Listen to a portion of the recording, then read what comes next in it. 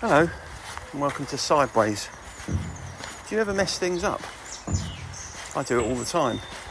But I wonder how you feel about yourself when you do it. Do you tend to be very self-critical? Or do you see it as an illustration of what it is to be human? Anyway, that's what we're talking about this week. Failure. We're also talking about eye injections, how difficult it is to find a pitch and putt, and imposter syndrome. And if that weren't enough, Martin struggles to pronounce the word insignificant and pours tea into his lap. What is failure? Come on, Dave. Good afternoon. How you doing? I'm all right. How's your eye? My eye's okay, mate. Yeah. You've had an injection in it today. I had an injection in it this morning. It takes a few hours to sort of the blurriness to go away with all the drops they put in. But it's all okay again now, mate. Thank you. Did you explain to them that it was a bit inconvenient because we usually record Sideways on Sunday mornings? Yeah, for some reason that doesn't fit in with the NHS diary system. Well, that's symptomatic of everything that's wrong with this country. Yeah, but they're very nice up there and very good, very sympathetic to your cause. But I think that would be stretching it just a tad too far. After they'd done the injection, and do you have to wait for a little while? Not really, no. You're obviously not allowed to drive or anything like that. I had to wait for my brother to come and pick me up. Yeah, did they? So they don't say you just sit over there, we'll keep an eye on you or anything like that. Make any amusing puns. No, they turf you out. No eye puns going on. No, which would lighten the mood a little bit. I think you're right. That would be ideal. Anyway. Well, I wanted to talk to you about. Actually, before I get into it, I just wanted to talk about what was on the BBC News website a couple of days ago. Okay. It was a little bit disturbing. It was just a bulletin. It was saying that in 2020 in England and Wales, alcohol killed more people than in any of the previous 20 years. Quite shocking. It was a 20% rise since 2019. Which is nearly 7,500 deaths. I thought, God, that is quite a staggeringly poor statistic. And about 80% of those deaths apparently were from alcohol liver disease. So it's a big proportion of that, and they're putting it down to some extent because of the lockdown and why people were disconnected from society. Yeah, I saw that report. Didn't they say that in previous years it'd been on average it'd been rising 1%, and as you say, this last year it rose 20%, which is quite a lot. Yeah, it did. It's huge. I mean, it looks like the upside of that particular situation is that potentially central government are going to put in an extra 3.2 billion into local authorities that they can use to spend in certain areas, some of which will be in the treatment of people with drug and alcohol addiction issues. Let's hope they spend it wisely and don't start giving out people shopping vouchers for abstinence. Yes, I think they should take. They should speak to us, really, shouldn't they? We'd put them right. Actually, they could give us the money, couldn't they? And we could be custodians of it. We could. I could just about use 3.2 billion right now. Yeah, that'd sort me out. We could probably have a couple of quid in the fruit machine. They wouldn't notice, would they? Gambling, so that'd be out. So straight away. Pinball. Sorry. Pinball. Yeah, pinball's okay, but not in a pub. Pitch and putt. I'm not quite sure where the funds are going to be allocated, but I doubt it would be an acceptable area to go into. It's very difficult to find a pitch and putt these days. I haven't really looked hard enough, mate, or not looked at all, so I wouldn't know the answer to that. Well, you want to go looking for a pitch and putt, I think you'll find it's harder than you think. I don't want to, but thanks for the offer. You don't need to go and look this afternoon. Just keep your eyes open when you're out and about, All right. I'll see what I can do. I'll report back. Thanks. Don't expect to report on your desk first thing Monday, though, will you? We could make it a regular feature. Pitch and putts we've found. Yeah, that'd be really interesting. But I wanted to talk. I'm going to try and drag us a little bit back on track here because I wanted to talk to you about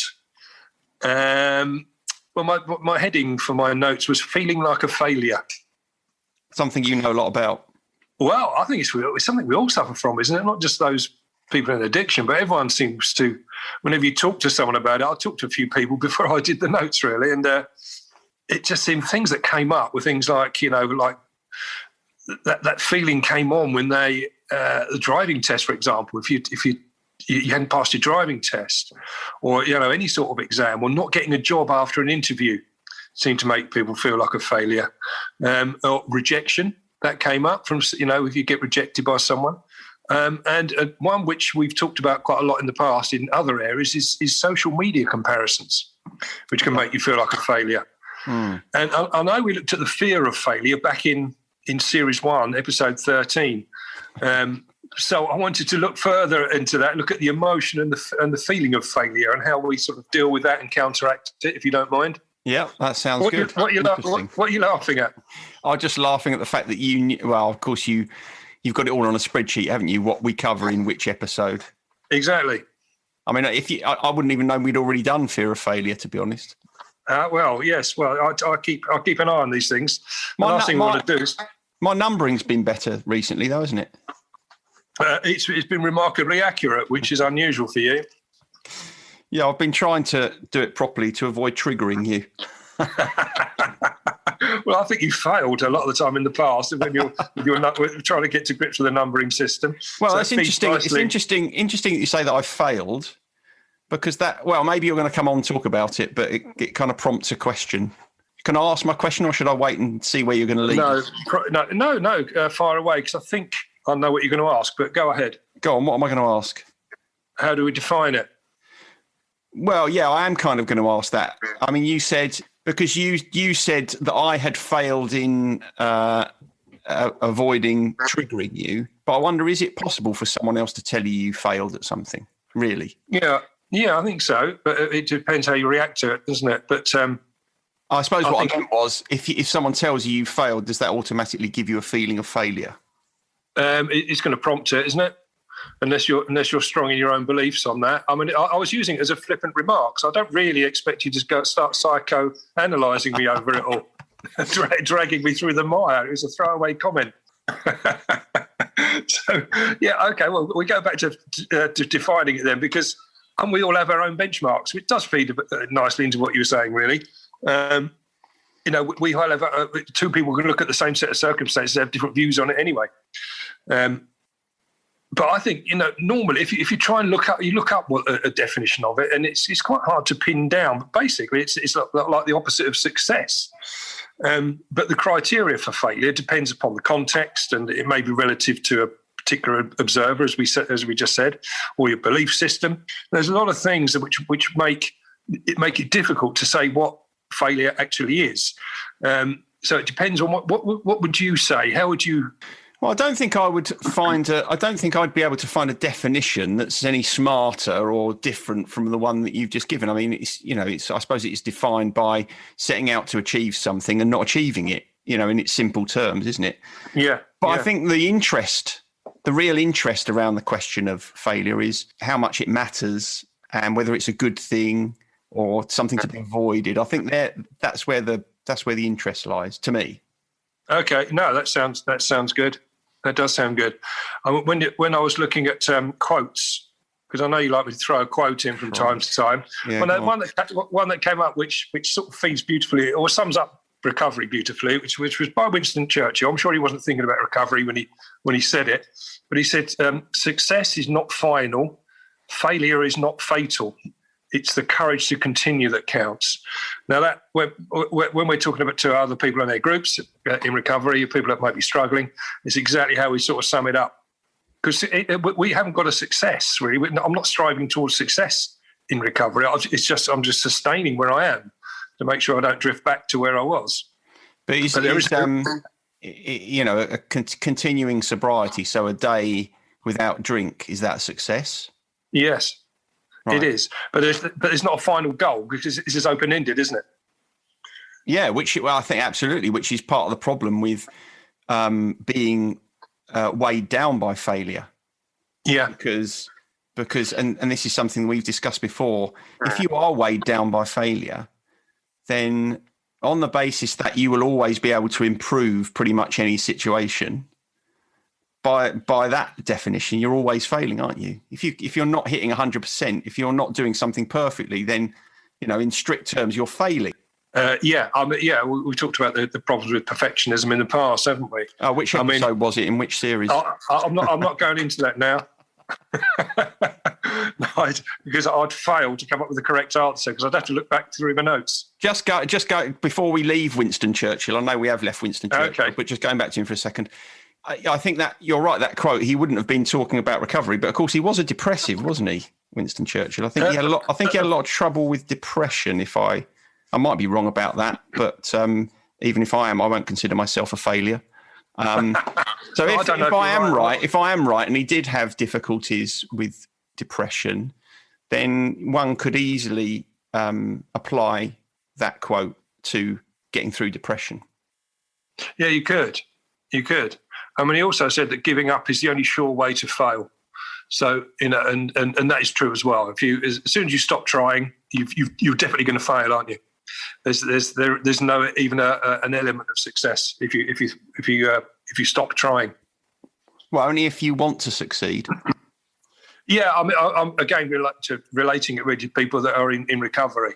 Right. Okay. Yeah. We always say the only crime in recovery is not lapsing and trying again, but it's not trying at all.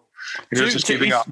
Would you say that feelings of failure in one way or another are quite common in recovery? Oh yeah, you do. You get it up because you're feeling a failure right from the very beginning.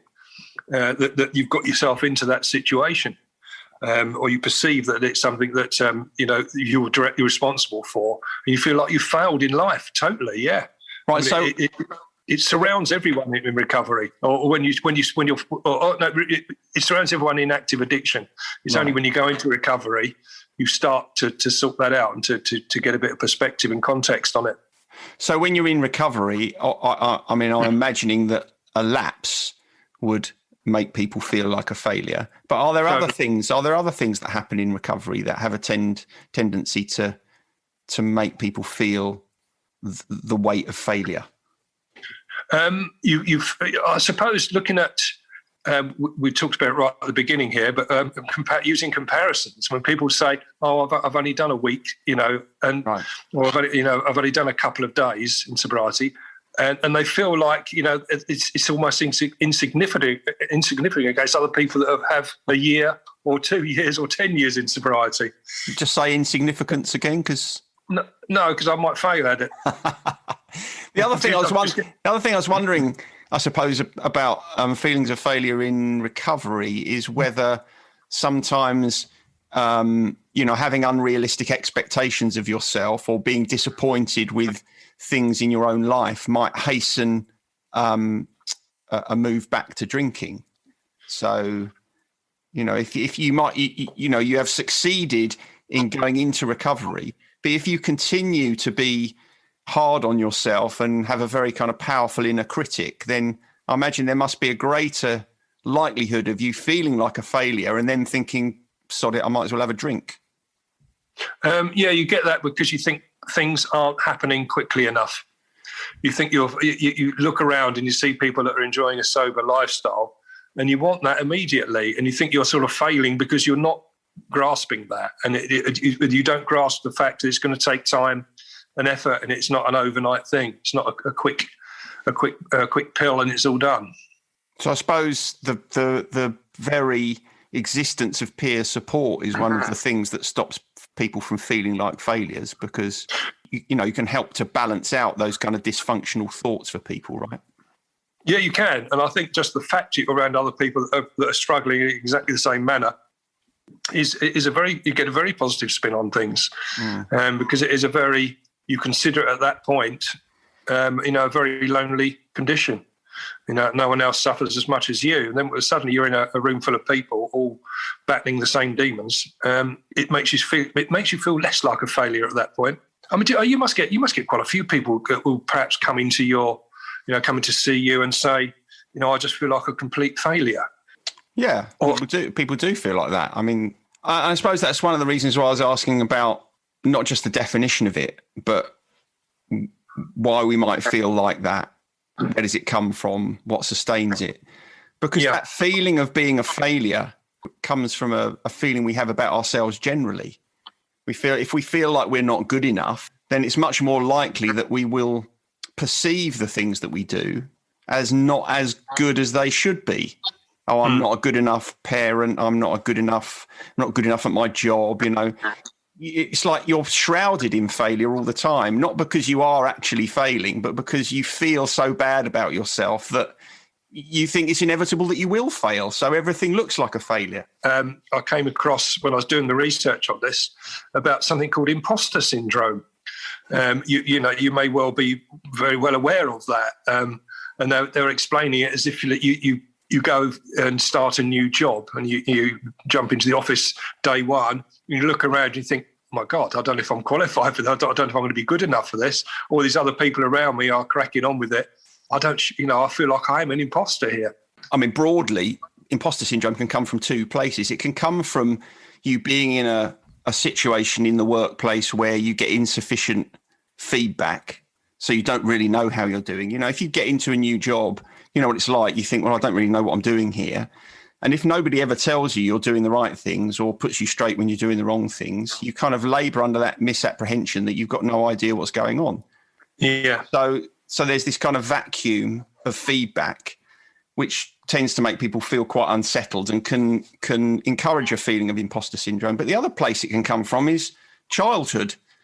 If we grow up and there's never any positive affirmation or encouragement, or conversely, there's plenty of positive affirmation and encouragement, but there isn't any context to it. It's just like we're praised regardless of whatever happens.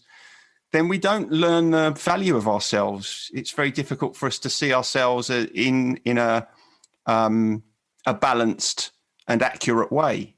And so then we tend to go into situations and think, well, I don't really understand how to value myself. So my tendency is then to either undervalue myself with imposter syndrome or, maybe sometimes overvalue myself and think that I'm better than I am. Yeah, I can relate to a lot of that, to be honest. I can.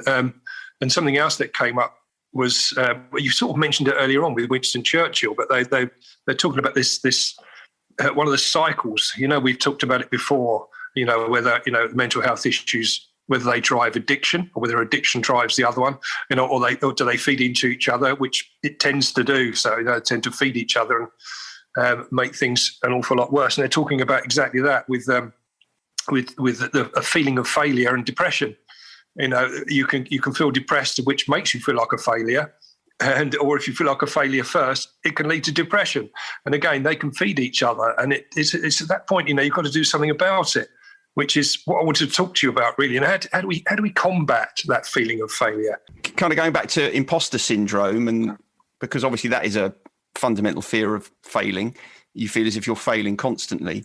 One of the things I always tell people when they're in that sort of headspace is to do something that enables them to gather proper evidence. Because when you feel like you're failing, if you ask someone the question who feels like a failure, well, why is it you feel like you're a failure? And they'll kind of reel off probably things that they're doing or not doing that make them feel like that. But because of their kind of self-image, they're very, very good at seeing those things. They're very, very good at noticing the things they don't do well. But they're probably not very good at seeing the things they do well. So you kind of have to ask people to actively notice some of the aspects of their lives that mitigate that feeling of failure. For me, I felt like I was almost like I had a constant victim mentality. And therefore, I wasn't taking responsibility for everything. It was very much, and I'm sure my fellow addicts would agree with me, it's very much easier to blame everyone else and blame everything else and the circumstances rather than take responsibility for the issues that are surrounding you, or to do something about your addiction. Under whose rules are you a failure? Why do you feel like that? Are you feeling like a failure because other people are telling you? Are you feeling like a failure because you feel as if you're failing to meet expectations that society has of you, or one other person or some other people? And that's what I meant before when I said that failure is something surely that is controlled on a personal level. Because you tell me that I've failed at something doesn't mean I have to feel like a failure. I might say, well, you might see it as failure, but I'm just learning. I'm feeling my way with this and I'm trying to work out how to do it. It doesn't feel like a failure. I'm learning. So I think there are always different ways of you framing failure so that it doesn't feel as if it's such a heavy burden to carry. Again, going back to, I know I often refer back to my old key worker, because I remember her talking about, because I'd use exactly that phrase I used earlier on, I just feel like a complete failure. And she was saying, well, that's how you look at it. I don't see that. It's how you look at it. She said, sometimes you will try to achieve something which you don't. Take the driving test, for example. I mean, I was lucky enough I didn't fail it, but I've failed exams, and you feel like a desperate failure at that time. But and the failure is a failure. That's black and white at that point. But it's how you deal with that will push you forward, and you can get progress in that area. And that's what she was explaining to me. Because I remember her saying to me, "You've got to learn to embrace the failures." And I thought, well, how the hell do I do that? She was talking to me in a position I was feeling very low. And I thought, there's no way I can learn to embrace that. It's a failure, and it's horrible. And I was catastrophizing everything still at that point. And I think sometimes we do catastrophize. We think, oh, if I fail at this, if this doesn't go well, that'll be the end of everything. Whether it be exams, you can flunk your exams, or you fail your driving test, or, a relationship breaks up. Failure is temporary, isn't it? And it only becomes permanent if you don't do anything about it. I mean, it's, so many people have, more than one attempt at sobriety. They have numerous attempts before they get it. And so it is that feeling of, hopefully this is just a temporary blip. I'm going to crack on now and get this sorted out. Do you find also, it's this inner voice that I've always had a problem with in the past. It's not so bad now, but I certainly used to have. The inner voice was criticising me and putting myself down. And I think that, do you remember you gave me a book on Buddhism and Buddhist chants and that sort of thing? Yeah. And in there, because I had a quick brief look back through it, it's all about letting things go, and how letting go helps you to break away from negative thoughts and negative behaviours that don't serve us well. And although I don't want to go into a lot of the sort of the Buddhist mantras and the doctrines of it, I think just summing it up, I think that's quite a good thing to try and live by, isn't it? Yeah, it is. When you hear a very kind of strong inner critical voice, it's worth asking yourself a couple of questions. One, whose voice is this? And then whenever I ask people that, whenever I hear people saying, very negative things about themselves, and I say, whose voice is that? They always say, well, it's mine. And I say, no, it sounds like a voice you've kind of embodied. It sounds like a voice you've heard somewhere else in your life. Maybe as a child, maybe it was a critical parent or something. But I think if you can understand where that voice came from, where you first heard that voice, that very strong critic, then it becomes possible to separate yourself from that voice. I'm not suggesting it's easy, but it is possible. It's much more difficult to do that if we feel like that very critical voice is us. And then the other thing with the inner critic is to understand what it's telling you. If you can think of, I think we may have spoken about this before, but if you can think of someone in your life that you don't get on with, and then if you think what it is about them that you really struggle with, mostly that will be a reflection of something you struggle with in yourself. It will be an indication of something you struggle. So, for instance, if you're very shy and you don't like someone because they're particularly extrovert and arrogant, what it's telling you is there's something in you that is underdeveloped. When you see something overdeveloped in someone, overdeveloped confidence, it might be telling you that there's something that is not well enough developed in yourself, i.e. you're too cautious, you're too quiet, you don't take up enough space. So I think one of the ways in which that's helpful is it stops us from kind of projecting anger or whatever negative emotion it might be onto someone else, and it helps us to learn something about ourselves. Going back to the inner voice and trying to find out whose voice that is, rather than it being your own. Obviously, I saw your eyes light up and you say, you can look back at your childhood, because that's where you guys like to look at things mostly, isn't it? I think it's your comfort zone for you therapists. The reason that therapists look back to childhood for those sorts of things is because that is where stuff started. It's not there's no kind of rocket science about that. The sort of things that we learn as children are things that then later in life become very, very difficult for us to shift. A lot of people struggle with that. Oh God, we're talking about childhood, that's such a kind of therapist cliche. I think as we discussed once before, cliches for a reason. No, I think it is. I said it in a slightly mocking manner, so I hope you didn't take too much offence. But I think a great illustration of that was a programme I watched this week called Home Truths with Ian Wright.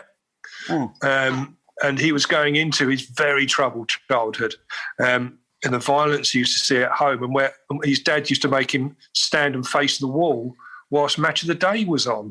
But yeah, and that was it spilled over. It showed clips of him in his later life when he's playing football. Where he had these sparks of anger, and I know a lot of sportsmen will potentially have that. But again, it was sort of rooted in what was normalised around him as a child. So no, I do take it on board what you say on that. I just like to rib you about it from time to time. No, it's a good point actually, because it's one of the things that makes it hard for us to deal with, because it's harder for us to make sense of it because we don't automatically think, oh, I know where this is coming from. This is coming from something that happened 50 years ago. Of course, we don't think that. So, part of the work of therapy is to help people understand that you're not some sort of freak just because you're struggling with things that happened to you in your childhood. That is, everybody's reality. That's where we were shaped. I didn't go into it in great depth because there's quite a lot on it. Was to how that you should make sure that your health and your well-being is in check, because that helps to counteract the feeling of failure. So if you're leading a healthy lifestyle and you have a healthy mind, then it's going to help when these feelings come along. You can pass through it that much quicker. Yeah, well, these are the things that unravel, because when you feel like you're a failure and you feel like your life is a failure, they're the situations in which you're more likely to let go of your self-care. Yeah. And so, yes, it is important to take care of yourself and eat properly and sleep properly and get exercise and do positive things. But as you know, it's very hard to do those things when you feel like you're not worth them. So something has to break that cycle. It's like the old, it's no good saying I'm going to wait till I feel better before I go into recovery. In the same way as it's no good saying I'm going to wait till I don't feel quite so much like a failure before I start looking after myself. No, you've got to look after yourself. Then you won't feel like a bloody failure, because you won't be failing yourself, will you? Yeah, no, that's all true. That's all true. I mean, it is certainly in addiction. Self-care is absolutely right down the priority list. In fact, you can't even see it. It's so far. It's a dot in the distance. It really is. And there's so many other things you're prioritising before you get to that. That's for sure. I think so. The only thing I would add on failure is that a lot of people see failing at something as a weakness, and I think that's a very dangerous cycle to get into. When you see where you already see failure as a pejorative, you're saying, "Oh, failure is something bad," which I don't think it is. It's an indication that something's got to change in order to make it better next time. But if you already see it as bad and then you say, oh, failing is weak, then, you don't make it any easier to overcome failure.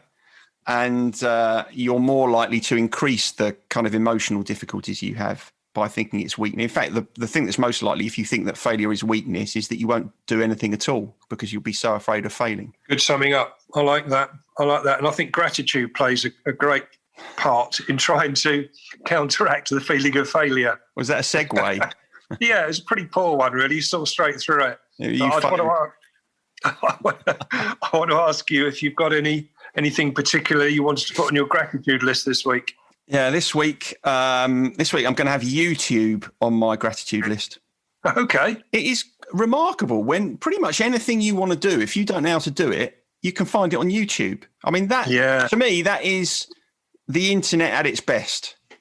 Yes. If you want to know at what point to pot on your tomatoes, or you want to know the best way of locking in your butter for your croissant dough, it's great. It's fantastic. Anything you want to know, you can go on there and find it. I'd agree.